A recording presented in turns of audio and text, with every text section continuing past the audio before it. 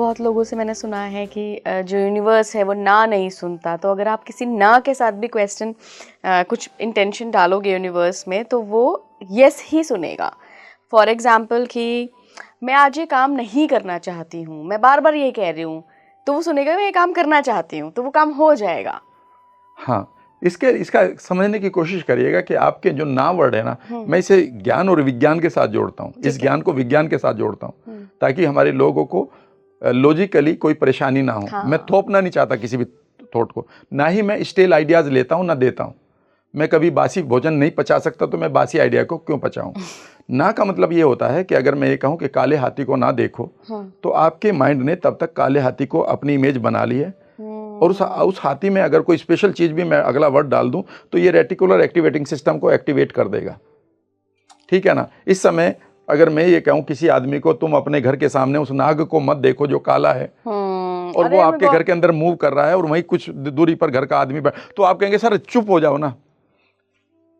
तो मैंने तो कहा मत देखो, याद रखिएगा, पर आपने आपके सबकॉन्शियस ने उसकी इंटेंसिटी को तो ले लिया और इंटेंशन को भी ले लिया और आपके रेटिकुलर एक्टिवेटिंग सिस्टम भी हो गया तैयार। तो जवाब में ये कह रहे, जीवन में याद रखिएगा हम लोगों को मांगना नहीं आता।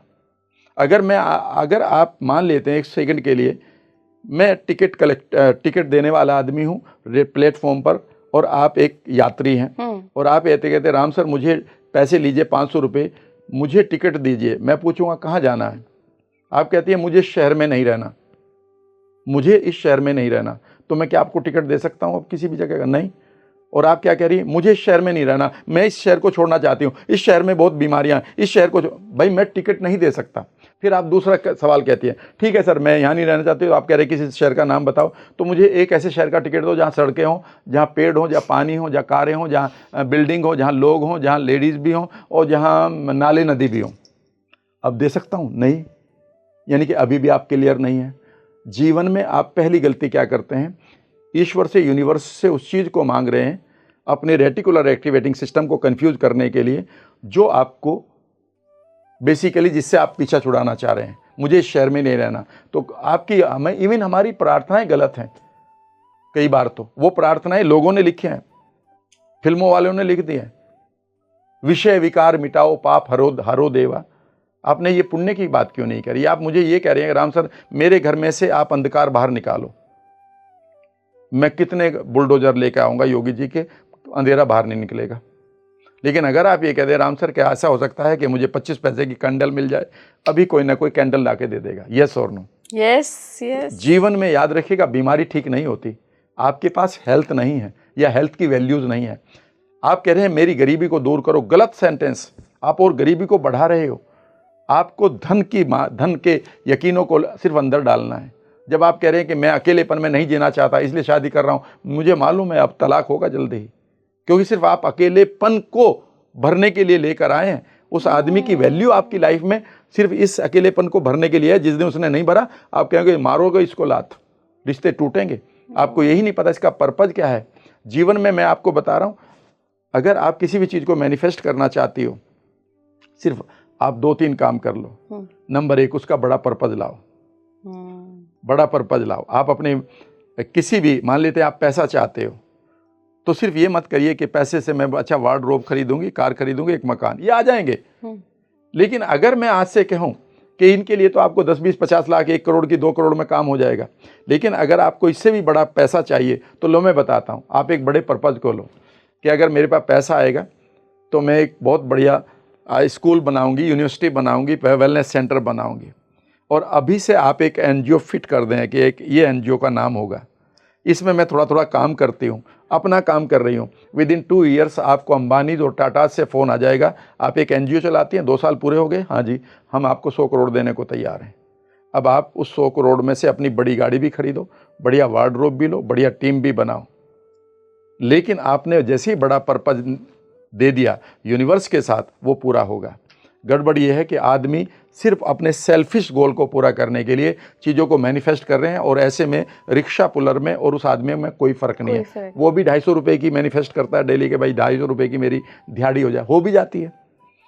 जब आपके पास जीवन जीने के लिए बड़ा पर्पज होगा तो आपके पास वही लोग मिलेंगे, वही अपॉर्चुनिटी मिलेंगी। छोटा पर्पज है तो वो लोग मिल जाएंगे।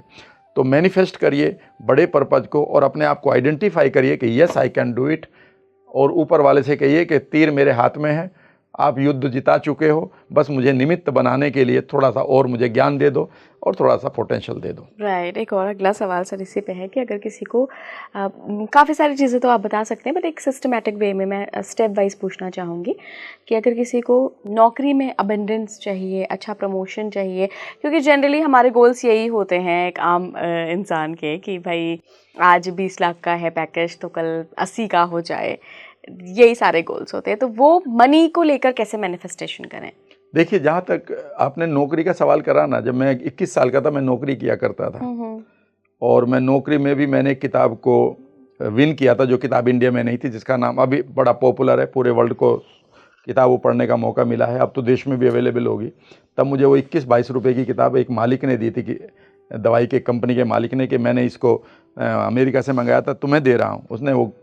उसका नाम था law of success. Law of success. तो उसमें मैंने एक ही चीज़ पढ़ी थी जिसको मैं आज भी फॉलो करता हूँ। अगर आप किसी भी जॉब में हैं, आप नौकरी में हैं, या नौकरी की तलाश में हैं, या नौकरी से और ऊपर जाना चाहते हैं, या फिर आप एंटरप्रेन्योर बन रहे हैं या बनना चाहते हैं, या बड़ा पैसा आप अट्रैक्ट करना चाहते हैं, तो जब मैं नौकरी में था तो मैंने उस बुक को पढ़ा और उसके सार को पढ़ना शुरू किया। पहली चीज़, work more than paid for, ये आपके हाथ में है।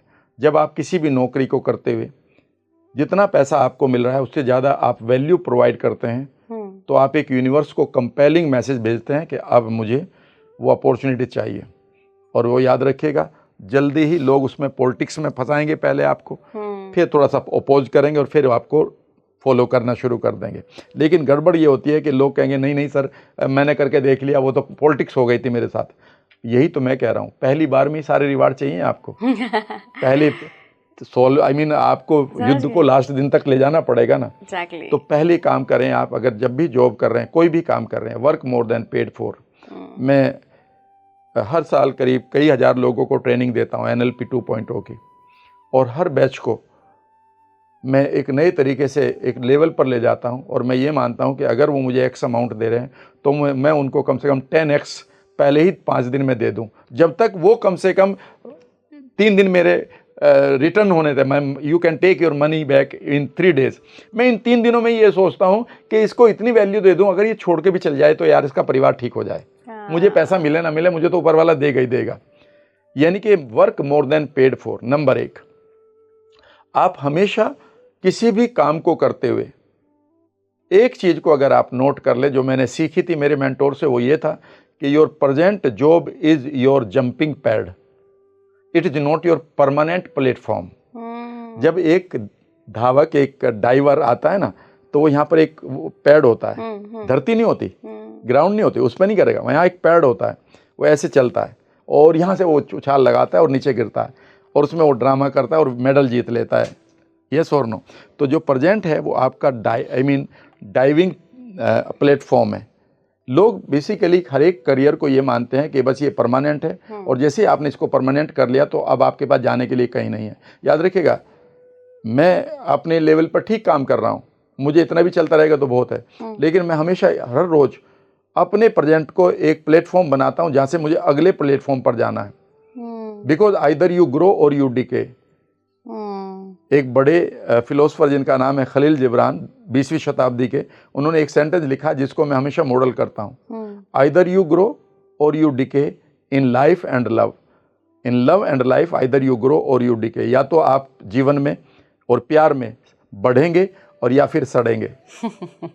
तो रोजाना बढ़िए ना। जब आप बढ़ने के लिए आए हैं तो गड़बड़ ये होती है कि लोग ना मेंटली ग्रो करना चाहते हैं, ना इमोशनली ग्रो करना चाहते हैं, ना फाइनेंशियली ग्रो करना चाहते हैं। बस वो ये चाहते हैं कि कोई आए और उनको सिल्वर स्पून देकर चला जाए पूरे के पूरे। फिर नहीं, ऐसा नहीं होगा।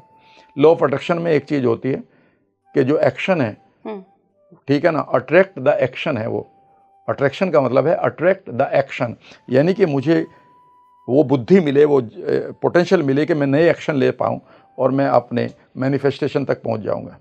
राइट।